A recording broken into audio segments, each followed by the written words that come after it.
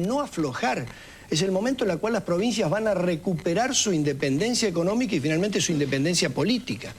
Ahora, al vernos a los dos acá, hablábamos recién con Narváez de esta especie de metáfora de las aves que hemos hecho.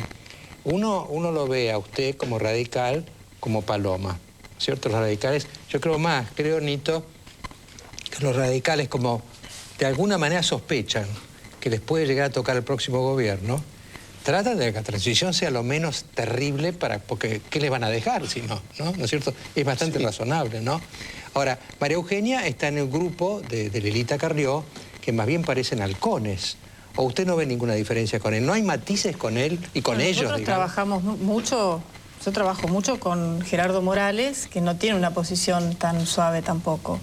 A mí me parece que este es un gobierno, tenemos que tomar conciencia que este no es un gobierno normal. Un gobierno normal que es derrotado en las elecciones de medio término legislativas, lo que hace es buscar consensos, para que justamente los 2 años que le restan no sean años conflictivos. Entonces, nosotros creemos, yo creo, personalmente creo profundamente en el diálogo, pero en el diálogo político, Mariano, hay condiciones. Uno no va a un diálogo sin saber de qué vamos a hablar, ni cuál es el cronograma, el temario, los tiempos y los interlocutores. Eso es ir a lo tonto. En el diálogo Felipe, no es una se los comen crudos así. Claro, eso no es, por ejemplo, yo he estudiado mucho el proceso sudafricano, que era un proceso de transición muy conflictivo. Y ahí estaban sentados el gobierno del apartheid, Mandela y su gente, también las ONGs, ¿no?, de derechos humanos que eran los veedores y observadores de ese diálogo. Digo, como un diálogo ya de una situación hipercrítica. Entonces uno a un diálogo tiene que ir con condiciones.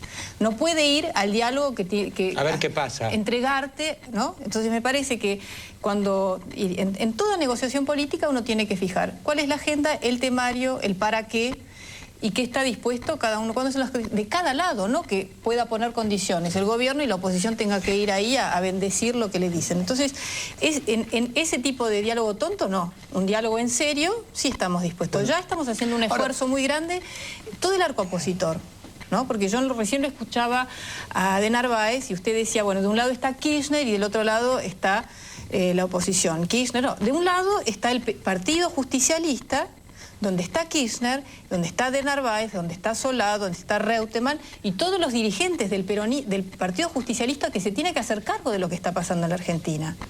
Porque son todos justicialistas de este partido que esta década, que era una década donde el país podía dar un salto cualitativo, como han hecho nuestros vecinos, por un contexto favorable internacionalmente, realmente no les podía decir. Y eso los dirigentes del Partido Justicialista, muchos que estuvieron hasta antes de ayer con Kirchner, se tienen que hacer cargo. Entonces hay un Partido Justicialista que está dirimiendo sus internas y su conducción, y después hay una oposición. Nosotros queremos, desde la coalición cívica, nosotros hemos sido siempre opositores a este gobierno, porque muy temprano, a pesar de que el ARI era un partido, y sigue siendo un partido de centro-izquierda, y la coalición tiene mucha de eso también, muy pronto el ARI se dio cuenta que este no era un gobierno de izquierda, ni progresista, ni todo lo que decía, sino que había un proyecto de usurpación del poder y de permanencia del poder. Por eso lo escuchamos ahora como si fuera normal, no es una democracia normal, un presidente, expresidente, marido de la actual presidenta, que dice vamos a estar hasta el 2020. Bueno, ahora María, le hago una pregunta a los dos, porque me parece que uno de los hechos de la semana marcó el PON en el acuerdo del Senado, en la comisión de acuerdo del Senado. Ninguno de los dos componen esa comisión. Pero, ¿ustedes opinan que estuvo bien la oposición en dejarla ir a Marcó el PON sin hacerle preguntas, quedando luego un debate allí interno sin posibilidad de que respondiera? Porque eso generó fuertes cimbronazos, alguna autocrítica y muchas críticas. Hubo, digamos, no un detalle menor, y fue un símbolo del fracaso opositor durante la semana que pasó. Bueno, perdón. No, yo pienso que ese problema técnico institucional hay que solucionarlo este miércoles mismo.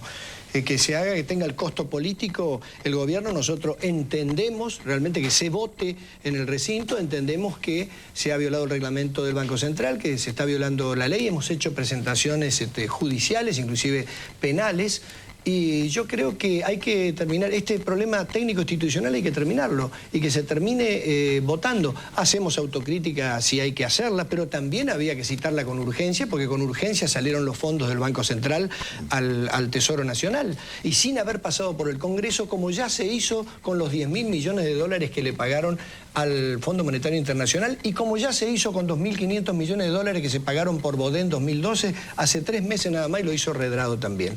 Yo creo, mire, le voy a hacer una metáfora futbolística para concluir con lo de Marcó del Pont. Es decir, Zidane, un gran jugador de fútbol con un antecedente extraordinario,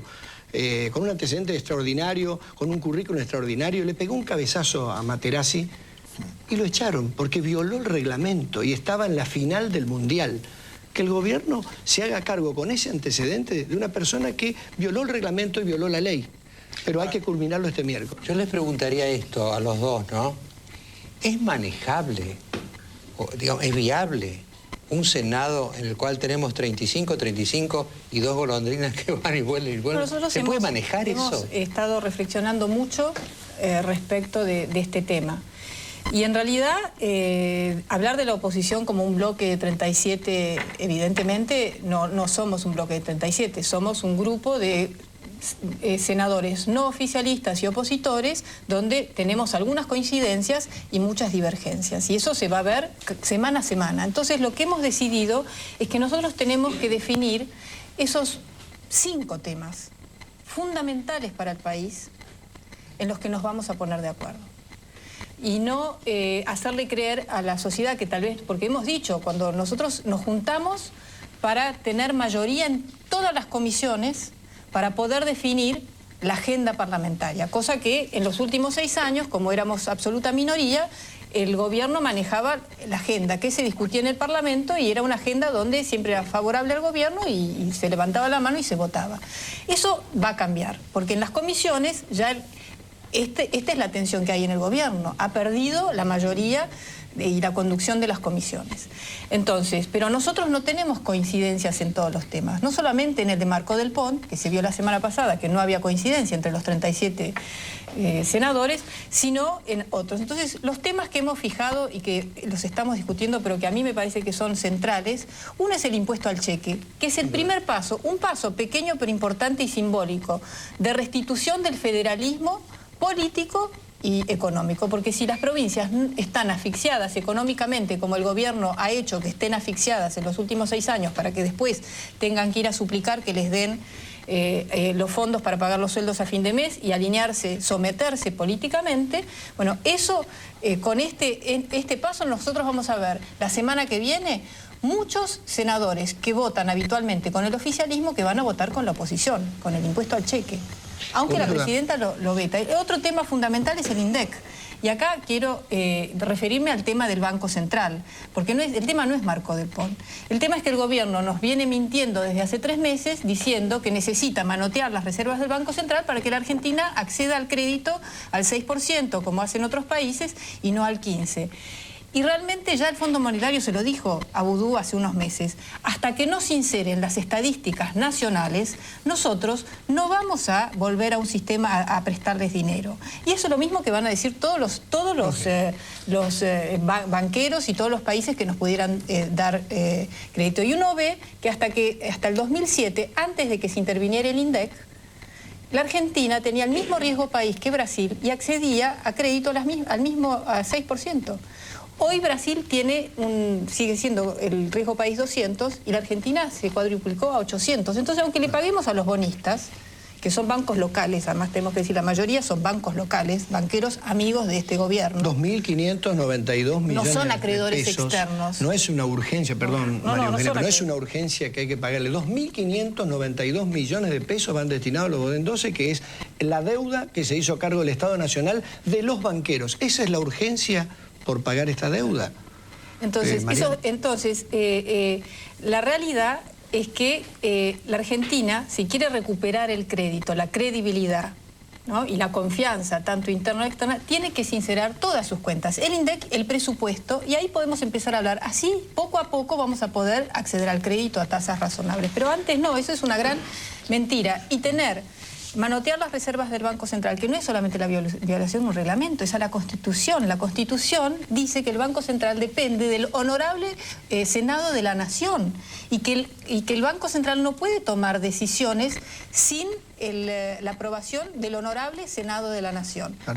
Eso dice la Carta Orgánica, que es una ley, y la Constitución, que le manda al Senado crear un banco federal. Entonces, si Marcó del Pont no entendió esto, realmente es y si todavía ella cree, como dijo el otro día, que un DNU tiene fuerza de ley, un DNU, un decreto de necesidad de urgencia, no tiene fuerza de ley hasta tanto no sea ratificado o rechazado por el Congreso de la Nación. Entonces, realmente, si ella no conoce la ley, que fue diputada, me parece que a esta altura, con fallos judiciales en contra de los DNU para el uso de reservas, entonces me parece que realmente es peligroso que esté en ese lugar. Eso va a aumentar el riesgo país y la tasa a la que nos presten dinero, no la va a bajar.